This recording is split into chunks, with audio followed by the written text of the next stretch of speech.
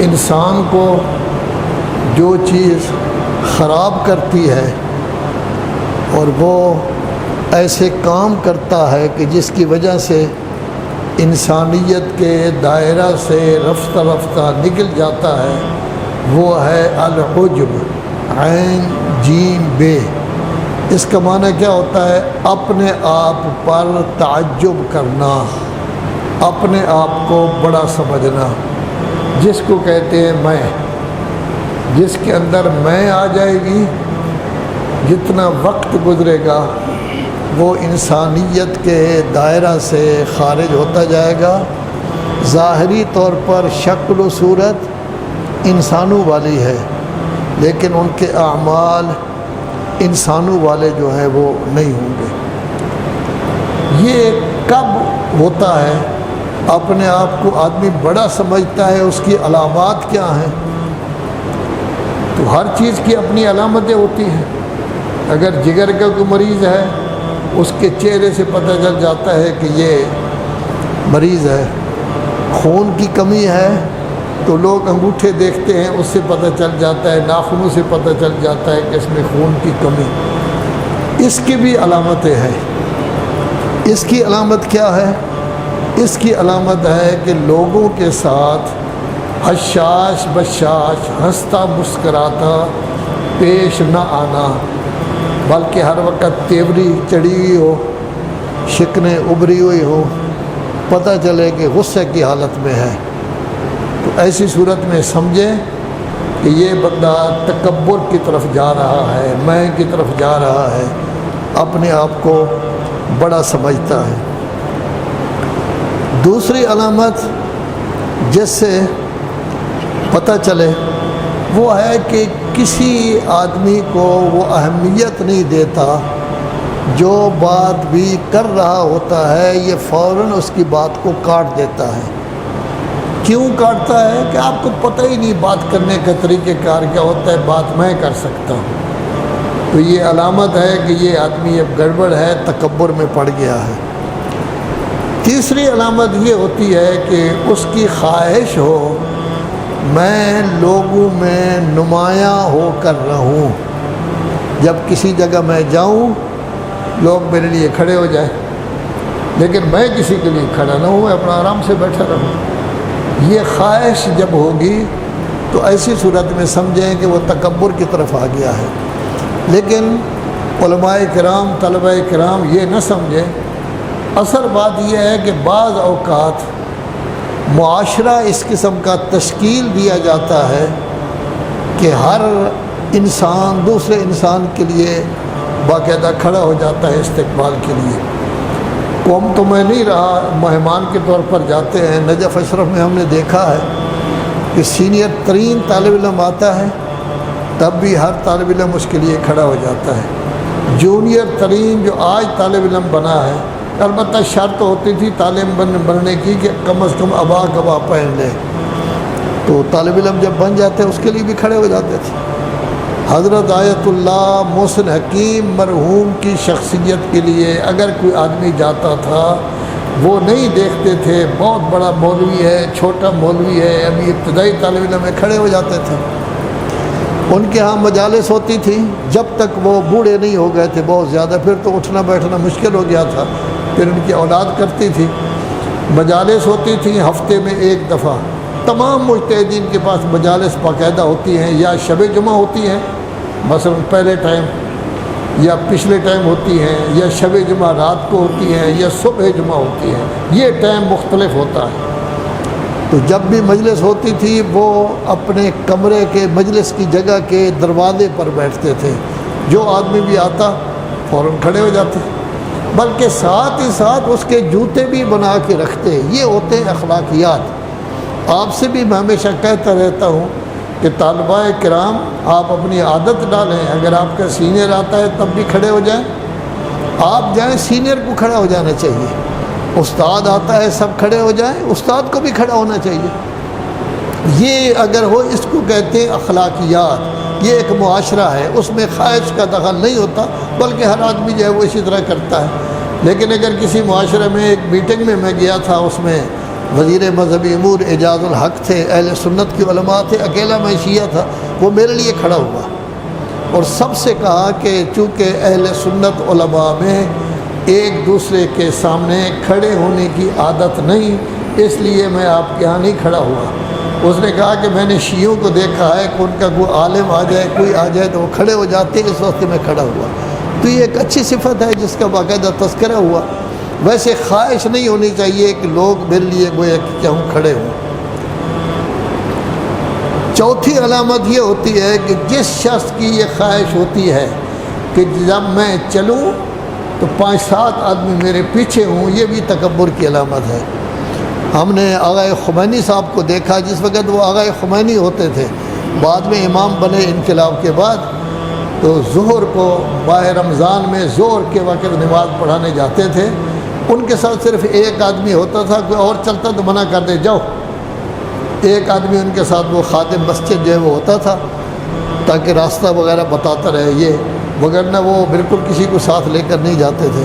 تو یہ خواہش کہ میرے پیچھے لوگ چلیں، یہ بھی علامت ہوتی ہے کس کی؟ تکبر کی۔ 5ویں علامت یہ ہوتی ہے کہ وہ سفر سے آیا ہے یا کچھ ہے، اس کی خواہش ہو کہ ہر بندہ مجھے ملنے کے لیے آئے، لیکن جب دوسرے لوگ آئیں تو وہ کبھی کسی کے پاس نہیں جاتا، تو یہ بھی تکبر کی علامت ہے۔ البتہ یہ چیز ہم لوگوں میں بہت کم پائی جاتی ہے۔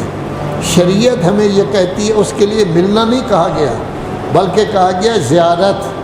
اگر کوئی آدمی دور دراز سفر کے لیے آیا ہے تو اس کی زیارت کے لیے جاؤ، اگر کوئی زیارات کے لیے گیا ہوا تھا تب بھی اس کی زیارت کے لیے جاؤ، حج اور عمرہ کے لیے گیا ہوا تھا تب بھی زیارت کے لیے جاؤ۔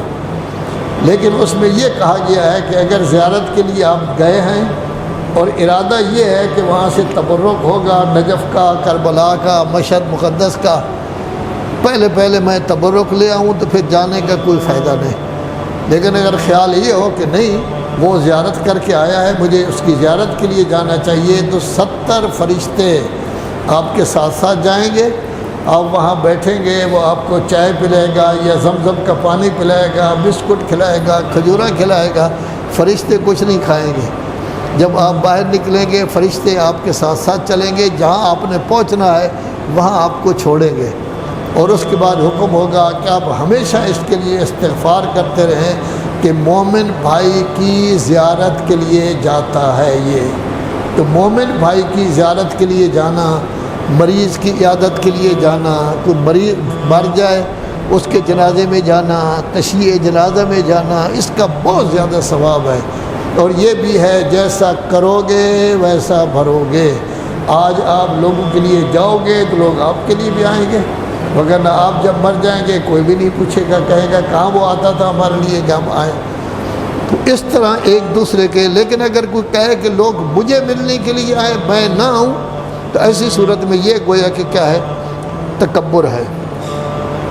چھٹی چیز یہ ہے کہ ہر انسان کو چاہیے کہ جب گھر کے لیے کوئی چیز لینی ہے، پورے یورپ میں چلے جائیں، امریکہ چلے جائیں، وہاں عورت مرد میاں بیوی دونوں اکٹھے جاتے ہیں، یا مرد جاتا ہے یا عورت جاتی ہے، لیکن وہاں یہ نہیں ہے کہ فلاں جائے گا فلاں نہیں جائے گا، ہفتے کا سودا لے آتے ہیں۔ اب اگر کوئی آدمی جاتا ہے سودا لینے، جعفری صاحب کے ماشاءاللہ ہزاروں کی تعداد میں شاگرد تھے، یہ خیال کریں کہ میرے شاگرد اس قدر زیادہ، میں خود چیز اٹھا کے لاؤں، اس کو کیا کہیں گے؟ تکبر کہیں گے، یہ ٹھیک نہیں ہوگا۔ خود جاؤ چیز اٹھا کے لاؤ۔ نجف میں ہم نے دیکھا ہے کہ تمام علماء، حتیٰ آیت اللہ سید جواد تبریزی جو مولانا محمد یار شاہ صاحب کے بھی استاد تھے، آغا بروجردی کے کلاس فیلو تھے، ہم نے دیکھا کہ وہ روٹی کی قطار میں کھڑے ہوئے ہیں، عورتیں مرد کھڑے ہوئے ہیں، وہ بھی کھڑے ہوئے ہیں، کیونکہ وہ روٹی 4 پیسے کی ملتی تھی، دوسری روٹی ملتی تھی 10 پیسے کی، تو 4 پیسے والی بڑی سستی تھی، اس کے لیے کھڑے ہوتے تھے۔ حتیٰ حمام میں جاتے تو باقاعدہ باری لگی ہوتی تھی، باری کے لیے وہ بیٹھتے ہیں۔ تو گویا کہ یہ ہے کہ خود کام کرے، نہ یہ کہ کسی کو کہے یہ چیزیں اٹھا کے میرے ساتھ لاؤ۔ عورت مرد جس کے ذہن میں یہ ہو کہ کوئی میرے ساتھ ہو جو چیزوں کو اٹھائے، یہ بھی ایک قسم کی تکبر کی علامت ہے۔ 7ویں، مہنگی چیز استعمال کرنا، کہ اگر کپڑے ہیں تب بھی بہت زیادہ مہنگے، گاڑی ہے تو وہ بھی بہت زیادہ مہنگی، اسی طرح مکان ہے تو وہ بھی بہت زیادہ مہنگا۔ جتنی ضرورت ہے یا جتنی اس کے پاس وسعت ہے، جتنا پیسہ ہے اسی کے مطابق اگر چیز لے گا، یہ ہے اچھائی کی علامت۔ پیسہ کم ہے لیکن وہ اتنے لاکھ جو ہے وہ قرض لے لیتا ہے بینک سے کہ چیز میری اچھی بنے، اس کو کہتے ہیں اسراف، اس کو کہتے ہیں فضول خرچی۔ جس میں یہ چیز پائی جائے تو ایسی صورت میں اس کو بھی یہ کہا جاتا ہے کہ یہ کیا ہے، متکبر ہے۔ 8ویں صورت یہ ہے کہ آپ بیٹھے ہوئے ہیں، کرسیوں پر بیٹھے ہیں یا نیچے بیٹھے ہیں، اتفاق کریں کہ نئے آدمی آ گیا ہے، تو یہاں قرآن مجید ہمیں درس دیتا ہے۔ 28واں پارہ ہے، یا ایھا الذین آمنوا تفسحوا فی المجالس یفسح اللہ لکم۔ اے ایمان والو، جب نیا آدمی آ گیا ہے اپنی بیٹھک میں وسعت پیدا کرو، اس کو باقاعدہ جگہ دو۔ یہ نہیں ہے کہ ایک آدمی بیٹھا ہے 2 گھنٹے کے لیے اور ایک آدمی کو 4 منٹ بھی نہیں ملتے۔ ظاہر ہے کسی جگہ ملنا ہے کسی کو تو ان کے باقاعدہ اس کے درمیان وسعت پیدا کرو۔ وَإِذَا قِيلَ لَكُمْ انشزوا، جس جگہ آپ بیٹھے ہوئے ہیں کوئی نیا آدمی آتا ہے اور وہ آپ کو صاحب منزل کہتا ہے بسم اللہ آپ ذرا تشریف لے جائیں، کافی وقت ہو گیا ہے، یہ آپ کے پاس بیٹھا گیا، انشزوا، فوراً چلے جاؤ۔